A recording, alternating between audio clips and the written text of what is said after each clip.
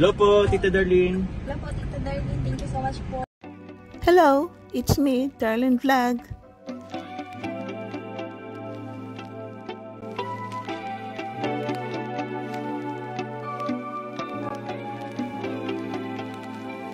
Hello mga kalingap, mga ka-chomcar, kumusta na po kayo?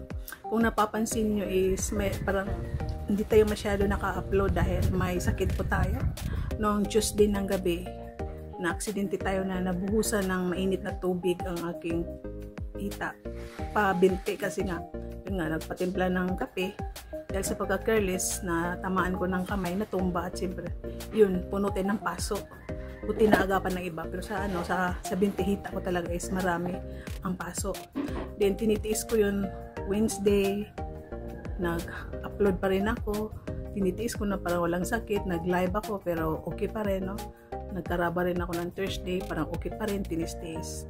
And then Friday, nag-live pa rin, ganon. Pagka Saturday, na-aksidente na naman tayo, bumagsak ako sa sahig kasi kiniri ako ng asawa ko, baba.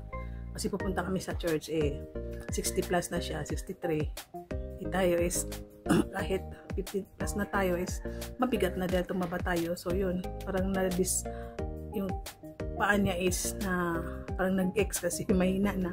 Hindi ako na-shoot sa yung upuan na may gulong at napatras, natumba, bumagsak yung puwet ko.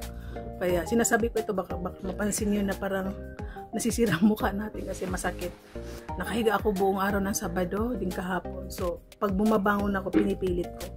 Kaya sabi ko, kawawa naman yung YouTube ko, kailangan ko mag-upload. Kaya ito, magpa-pretend tayo na maganda. Magpa-pretend tayo na okay lang. Pero totoo masakit talaga ang likod natin. So, nahuli tayo sa mga balitang issues, mga kalingap chomcar. So, dito tayo sa issue na naman, no? Makikisali tayo dahil magbibigay rin tayo ng ating opinion about dito kay Jomar na brace issue. Bakit ba pati brace ni Jomar is ini-issuehan ninyo? Wala na bang karapatan na si Jomar ay magpapugi? Wala na bang karapatan na si Jomar ay magpaayos ng kanyang ipin? What if gusto ni Jomar na magpalagay ng eyelash? Ano naman ang pakialam ninyo, di ba? Kayo ng mga basher. Kahit ayusin ni Jomar yung kilay niya, no? Kahit gawin niya pang babae na kilay, ano naman ang magagawa natin kung sa kanya yun? Kagustuhan niya yun. Di ba po? So bakit ba lahat-lahat na lang ng galaw ni Jomar is napapansin ninyo? Dito na nagtanong lang siya about sa braces kasi may gusto mag-sponsor na magpa-brace siya.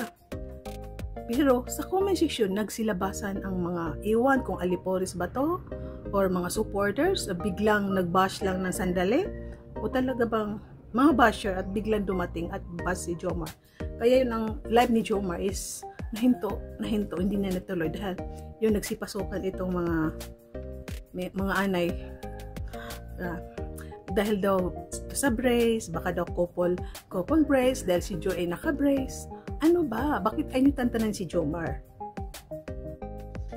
At pati na lang ang pag-uwi ni Jomar galing sa Maynila na hindi makasabay kina Kuya Bal o kina Kalingap Rab, nakisabay sa kaibigan dahil maraming gamit na bit-bit, binigyan naman ng issue.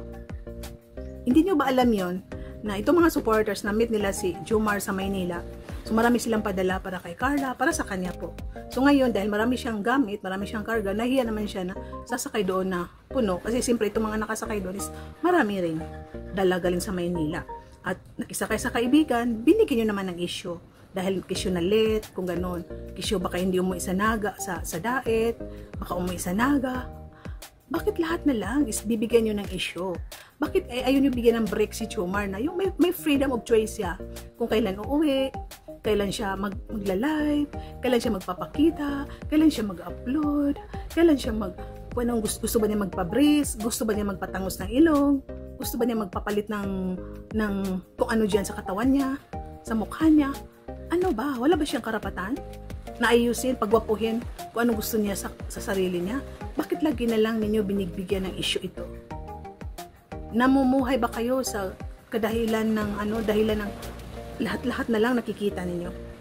Ganyan ba kayo sa mga family ninyo na kung may bago sa family niyo, napupuna ninyo, hindi niyo nakikita yung mga magagandang bagay sa family niyo, nakikita niyo lang yung mga mali. Sa 10, siyam ang nagawang tama, yung isa ay mali. Ang nakita yung mali, yung siyam na maganda, hindi napansin. At ito si Jomar, about lang sa brace, is napansin niyo. Ngayon, sabi ni Jomar, ang final niya, hindi na lang siya magpapabrace dahil okay lang naman daw ang ngipin niya. Sa taas is okay, sa baba lang naman ang sungki. Pero actually, pwede naman hindi magpa-brace kung gusto niya kasi noong panahon walang brace na yan. Mga pogi, kahit yung mga ngipin nila i-double-double, gwapo pa rin sila, no? Nung mauso ng mga brace na ganyan, naaayos is pag afford nila is nagpapabrace sila. So, pera man ni Jomar o sponsor, dapat huwag na natin bigyan ng pansin, huwag na natin bigyan ng issue. Hayaan na natin si Jomar na gawin niya yun dahil kagustuhan niya yun. Kung nga pala mga ka-Jomcar, hindi nyo ba alam na si Carla ay may brace sa baba? Hindi lang ninyo nakikita dahil hindi siya ngumingiti ng bungisnis. Ganun lang si Carla ngumiti. Bira lang siyang ngumiti ng ganyan. May brace po si Carla sa baba. Hindi nyo ba alam yun? So yun, no? Kung sabihin nyo na couple braces o brace, si Carla yun. Hindi yung Angel na lagi ninyo pinapartner kay Jomar. Kayo kasi nag-create ng issue, no? Supporters pa naman kayo kasi naka-jacket kayo sa live ni Jomar. Naka-jacket kayo meaning supporters kayo. Di ba po? So nangyari, na-kick out ata kayo ng mga admins or baka time out lang, nandyan pa rin kayo. Bigla kayo magsisulputan kung may narinig kayo, napanood ninyo na hindi niyo gusto. Hanggang tuloy-tuloy ang ganyang pagbabash na pag gumagawa kayo ng issue. So dyan lang po nagtatapos ang ating reactions for today. Thank you po sa nanonood. Paki-subscribe po.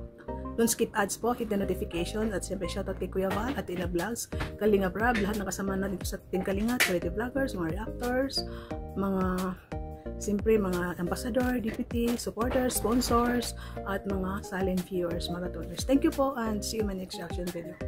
Bye and God bless everyone. Mga kalingap, suportahan natin Darlen Vlogs YouTube channel. Please subscribe. Mga karaba, mga kalingap, mga ka-Jomcar atin ang samahan. Reactor na maaasahan, siya si Darlen Vlogs. Sa Kalingap Radyo Balitaan, atin siyang nasisilayan. Mabuti na kaibigan, solidong kalingap niya. Siya ay matulungin sa kapwa, mga reaksyon niya'y kahanga-hanga. Siya si Darlen Vlog, samahan natin. Mga kalingap, halikan at samahan natin siya. Darlen Vlog sa kanyang channel, samahan natin siya. Mahusay na reactor kasama sa balitaan, lalong-lalo na sa Jomcar kanyang sinuportahan. Mga kalingap, suportahan natin Darlen Vlogs, Karaba, Kalingap Reactors, Kalingap Radyo Balitaan. Please subscribe Darlen